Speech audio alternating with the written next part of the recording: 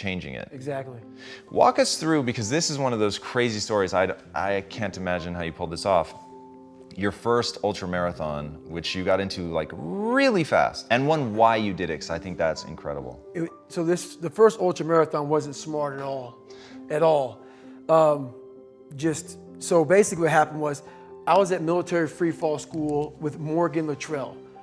Marcus Luttrell, if you guys don't know, was the lone survivor, the guy.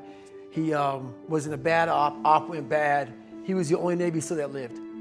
Long story short, you gotta get the book, read Lone Survivor, great story. Morgan is Marcus Luttrell's twin brother, and I was there with Marcus. So what happened was, myself and Morgan were in free fall school. At the same exact time, Marcus was in the worst incident in SEAL history. So I knew that Marcus might be dead. He wasn't dead, everybody else was dead. So I actually brought Morgan, I actually told Morgan, hey man, your brother was in a bad incident. I don't know if he's alive, I don't know what's going on. Long story short, Marcus is alive, and I go on to want to raise money for families. All these guys died, they all had kids. I want to raise money for the Special Operations Warrior Foundation. It's a foundation where 100% tuition goes to these kids to go to college, full tuition, whatever. So I found this great foundation. I'm gonna raise money for it. So I said, you know what? I have to Google something that's evil, something very hard. I knew nothing about ultra marathons. I hadn't even run a marathon. I knew nothing about this world. So I Googled the top 10 hardest races in the world. And what comes up is a Badwater 135. It's a 135-mile race through Death Valley in the summertime. I thought it was a stage race. I thought it was a race where you run like 20 miles, set up camp, barbecue outside, and then go run some more the next day. So I called the race director up at the race and said, hey, Chris, his name is Chris Kosman, I want to do your race. So we had a long conversation. I was much heavier then, and I hadn't put running shoes on in over a year. How heavy are you at this point? I'm around between 240 to 270. Whoa. I'm in there. I'm in that range. My weight has varied a lot through the SEAL teams and out of the SEAL teams, so I was a heavy guy. But the long and short of it all was, I hadn't put running shoes on in over a year. I was a big time power lifter. I lifted weights heavy, that's what I did. Right. I got back home from Iraq, went straight to free fall school, and then this happened. So I called Chris Kosman up on a Wednesday. He says, look man, the only way you can qualify for my race is to run 100 miles at one time in 24 hours or less. There happened to be a race that Saturday, so 4 days later. And he said, if you qualify by running 100 miles or less in 24 hours, I will consider you my race. I'm gonna cut to the chase. I signed up for this race. It's called the San Diego One Day, where you run around a 1 mile track for 24 hours to see how many miles you can get. My goal was 100 miles. So I got to mile 70, and I cleared 70 miles in like 12, 13 hours pretty quickly, but I was done. My feet were broken. I was stress fractures, shin splints, muscles were tearing. I was in bad shape. I was eating Ritz crackers and drinking Mileplex. That's all I had. No water, didn't know what the hell I was doing out there. Had on some tube socks. It was just ridiculous. It was a clown show.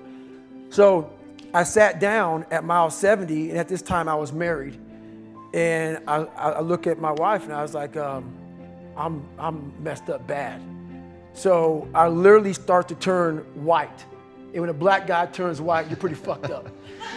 So here I am, I'm all fucked up in this chair. I'm at mile 70, I think I got 30 fucking miles to go. I'm jacked up. I gotta go to the bathroom, and the bathroom's like 20 feet from me. It's a porta potty. I can't get out of the fucking chair. So I'm peeing blood down my leg. Whoa. Pooping up my fucking pack. And I got 30 miles to go. And I can't stand up because my blood pressure's all messed up. I've been in 3 hell weeks, Ranger School, overcome so many obstacles in my life.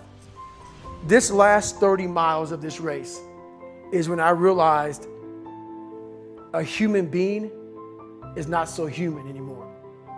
We have the ability to go in such a space if you're willing to suffer, and I mean suffer. Your brain and your body, once connected together, can do anything. And this 30 miles was the life-changing moment. I was out of it. I was in the worst pain in my entire life. I was, to me, on the brink of death. And I was able to chunk this 30 damn miles into small pieces. I was so driven, and I'm not gonna say motivated because motivation's crap. Motivation comes and goes. When you're driven, whatever's in front of you will get destroyed. So I sat in this chair and I was so driven to succeed in this race. And at this time, everybody goes, were you thinking about the guys that died? And I'm not gonna lie to you, I wasn't. This became a personal thing. This became me against this race, me against the kids that called me nigger, me against me. It just became something that I took so violently personal. And I broke this thing down into small pieces. I said, okay, I gotta get nutrition. I gotta be able to stand up before I can get off this curb and get off this chair and be able to go 30 miles. So I went through all these small steps and I was able to stand up. And then from standing up, I was literally walking around with my wife at the time, and she goes, "You're not gonna make the time." She goes, "You're walking like 30-some minute miles." I got to mile 81, and the second she said that I'm not gonna make the time, I ran the last 19 miles nonstop. And I can show you right now when we get done with this. Matter of fact, I'm gonna show you right now. This was years ago, and I had to put compression tape on my ankle. And so this was years ago. I had literally the size of $50. I had to get compression tape, and I taped up my ankles and I taped up my feet. And that's how I got through that race. Was it like a hematoma? I mean, what happened was, like my shins hurt so bad from having stress fractures that the only way I could continue on was I taped it so I wasn't doing the flexor motion that activates your shins. So I taped my ankles and my shins up, and I got that from because in my third hell week, they weren't gonna let me go back through training anymore. Right. So I literally went through all of BUDS, my last SEAL training, with stretch fractures and shin splints. And how I did it was I would tape my ankles all the way up to my calf every morning. So for the first hour, the pain was excruciating. But what happened is my feet would go numb. And I did that every single day for 6 months. Whoa. And that's how I got through my third hell week, because I was so broken from the first two that the commander said, hey, the CEO said this is your last time we're sending you through. So that's how I got the idea to do that. So with the right, and people may listen to this and say, this guy is sadistic, he's crazy, no, if you know how I came up, you realize I was just a scared kid that found drive and passion to be something much better than what he thought he was. That's all it is. God, I'm gonna